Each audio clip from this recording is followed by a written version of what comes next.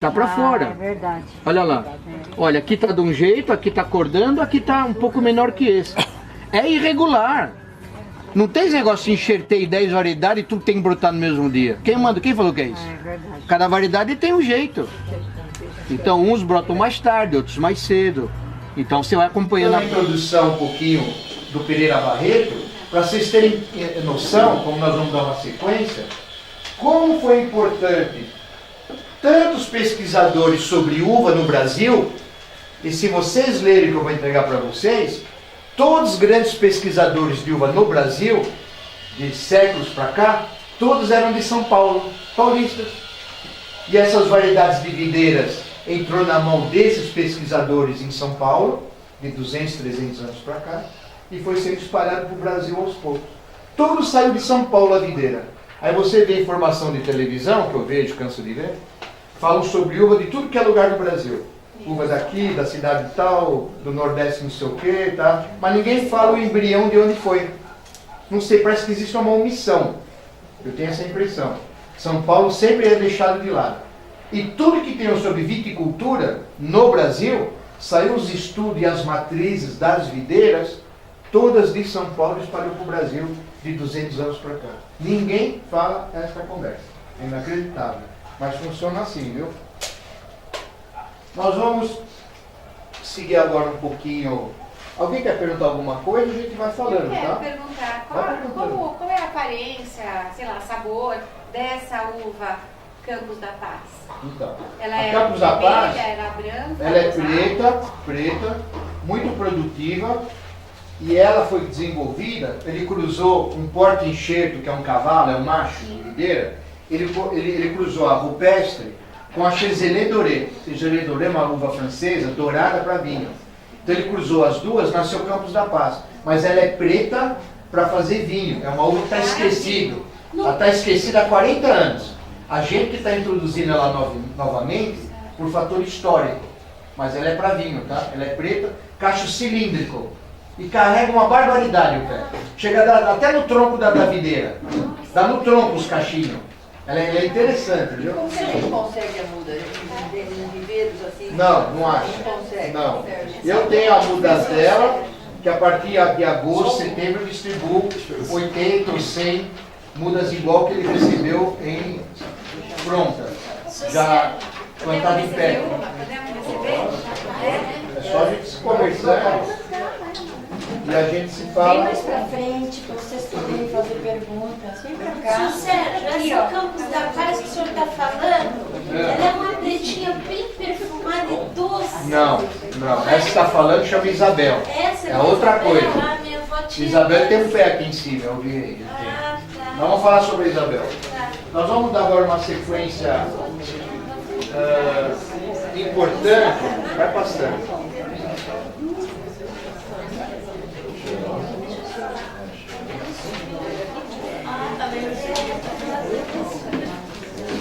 Isso, já vai passando já?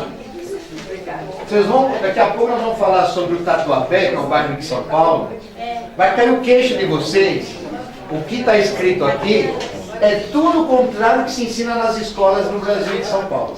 É inacreditável. É uma coisa doida. Infelizmente, no Brasil, eu não sei o que acontece aqui. Por que tudo é tão distorcido e tudo é tão errado? E se publica e se acredita. É uma coisa triste, viu? Então, nós vamos falar, deixa eu distribuir, nós vamos falar rapidinho sobre isso aqui, a importância que foi o Tatuapé em termos de Brasil. Né? Nós vamos, já nós vamos falar, vocês vão ficar meio...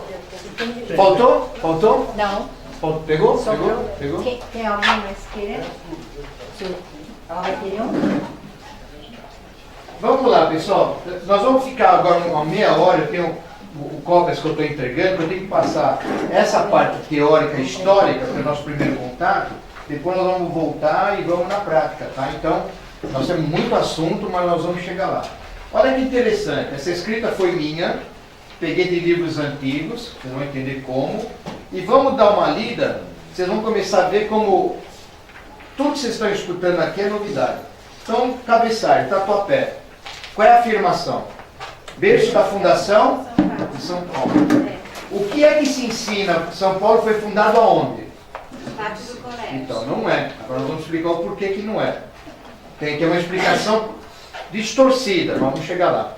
Então, primeiro bloco de cima. O almirante Martim Afonso de Souza foi mandado pelo rei de Portugal para vir colonizar a costa brasileira, pois eles temiam que os espanhóis o fizessem. Porque depois que Pedro Álvares Cabral descobriu o Brasil, ele voltou para Portugal desqualificado.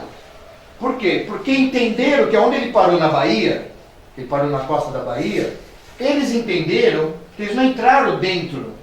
O Cabral, quando ele chegou na costa, ele viu a costa da Bahia, que ele achou que aquilo era o Brasil, ele viu a praia, pelos equipamentos que eles tinham, avistou mais ou menos 2 quilômetros para dentro da praia. Eles não conseguiram entrar lá dentro. Então, entendeu-se que o Brasil, naquela época, na descoberta do Brasil, era uma tripa de uma ilha que tinha 100 metros de costa e 2 quilômetros de território. Então, quando ele voltou, todas as caravanas que eles vieram, voltou só 2, o resto afundou tudo, morreram. Ele voltou para lá, o rei de Portugal deixou ele desacreditado, porque o rei de Portugal falou: você fez eu gastar um monte de dinheiro nessa expedição para descobrir uma ilha? Ilha nós já temos um monte aí no Pacífico e no Atlântico. Você me enganou, que terra que tem muito nesse local? E ele morreu, Cabral, desacreditado e solitário. Depois que o Brasil foi crescendo, a partir de 1600, 1700, pelos bandeirantes portugueses. Então a primeira impressão do Brasil, quando a caravela chegou, as meadas de caravela, que aquele lugar da tal Terra Nova era uma ilha pequena. Porque eles pegaram só a costa da Bahia. Quando ele voltou para lá, falou: não, eu me enganei. Esse lugar é uma tripinha. Aí esculacharam ele. E ele morreu de desgosto. Mas depois, com o tempo, viram que ele não estava enganado. Entenderam mais ou menos o que eu falei? Então. Aí, eles chegaram em São Vicente, parou lá sem querer, no dia 22 de janeiro de 1532. Dia em Portugal que se comemora, inclusive até hoje, viu? O dia do Santo São Vicente. Como eles chegaram dia 22 de janeiro, eles portugueses, botaram o pé lá na areia, em São Vicente, que não tinha nome, eles falaram: aqui vai chamar São Vicente, porque é o dia da festa do Santo São Vicente, que é, até hoje em Lisboa, ele é festejado. Por isso colocaram Vila de São Vicente. É o dia que eles colocaram o pé lá. O dia da festa em Portugal. Entendeu por que São Vicente? Tá? Continuando. Assim, nesta expedição vieram, olha o que o rei de Portugal mandou: os profissionais de carpinteiro, para fazer casinha, ferreiro, para fazer ferro, prego, coisas desse jeito, e outros profissionais. E o maior viticultor da Europa, de Portugal na época, ele veio para isso, chamava Brás Cubas. Ele era da cidade de Douro. Chegaram em São Vicente e ali fundou a primeira vila do Brasil. Porque quando o Pedro Álvares Cabral foi embora em 1500, até 1532, nenhum português pôs o pé aqui. Os espanhóis estavam chegando aqui. Por isso que veio essa expedição e tocaram os espanhóis para fora. Deu para entender? O Brasil ficou abandonado, que era uma tripinha. O rei de Portugal não deu nem bola. Porque o importante naquela época de descobrir o Brasil, eles estavam preocupados com as Índias, que tinha muita riqueza. O rei de Portugal só fazia comércio com a Índia. Esse Brasil, que é uma ilha, foi a maior furada na época. Brás Cubas ganhou de Martim Afonso de Souza, então o almirante do navio, dia 10 de outubro de 1532, terras em São Vicente, chamado de Seis Marias. Foi introduzido nessa expedição e plantado em São Vicente a muda de cana, as mudas de laranja e limão, figo, marmelo, caqui, banana e cereais, pois era para dar início na colonização de toda a costa brasileira, com produção de alimento próprio. Então, como é que o rei de Portugal ia trazer gente para cá para morar? Primeiro tem que fazer uma plantação nessa costa, para que comece a mandar gente de Lisboa para esse tal de Brasil. Então Brás Cubas foi quem inaugurou a agricultura brasileira em São Vicente. Ninguém conta isso nas escolas. Nesta data, aliás, pulei, banana, cereais e tal. A primeira casa de cozer mel, quer dizer, fazer rapadura, tá? Foi em São Vicente. Ferve a cana do caldo, vira rapadura, alimento. Nesta data foi introduzido também, nessa expedição, o primeiro carro de boi do Brasil. Por que carro de boi? Para puxar lenha. Vieram para isso, para começar a fazer a primeira vila do Brasil, que foi São Vicente. Brás Cubas formou o primeiro parreiral do Brasil. Para quem não sabe o que é parreiral, é plantação de uva. Em São Vicente, em 1532.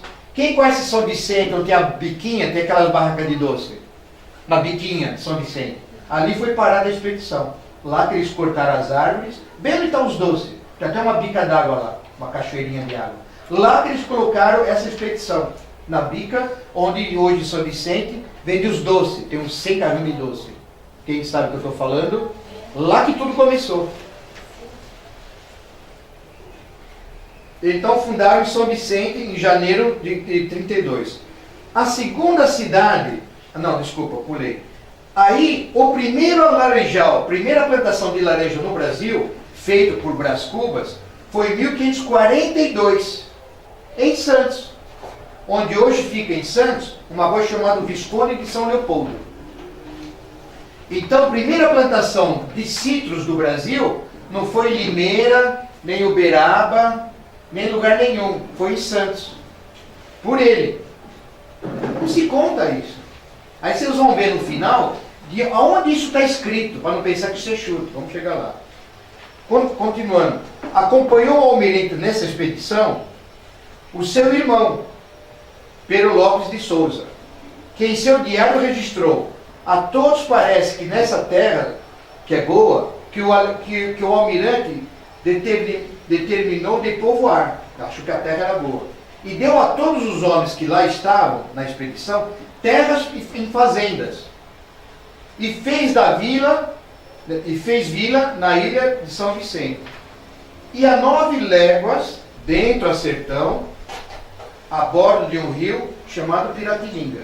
Então tem um riozinho lá, atrás de São Vicente, chamado Piratininga. Por isso, quando Brás Cubas subiu a Serra do Mar, ele que desbravou, colocou o nome Terra de Piratininga. Ninguém conta isso. É o nome que ele escutou daquele riacho, que é o que os indígenas falaram, Piratininga, Piratininga. Ele gostou desse nome, quando ele subiu a Serra do Mar, que ele desbravou, colocou Terra de Piratininga. Piratininga já era um rio, um riozinho, lá em São Vicente, entendeu? Em abril de 1532, Martim Afonso de Souza funda a segunda vila do Brasil, que hoje é o que conhecido de Itanhaém.